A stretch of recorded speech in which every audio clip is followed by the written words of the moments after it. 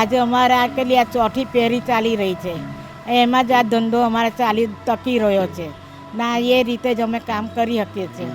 અંદરવાળા આવે છે તે વખતે ઢોલકો લઈ જાય છે, કીર્તા લઈ જાય છે, ઘૂઘરા લઈ જાય છે, મંજીરા લઈ જાય છે ને ખંજરી લઈ જાય છે. અમારે આનંદ ગરબાવાળા બી આવે છે તે મોટો ઢોલ લઈ જાય છે ને એ ખંજરીને ઘૂઘરાને બધું લઈ જાય છે.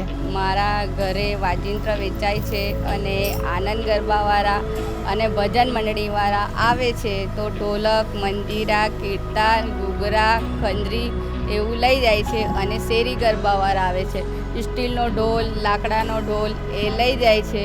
અને જે પણ છે એ અમે કેટલા વર્ષોથી આ દુકાન ચલાવીએ છીએ.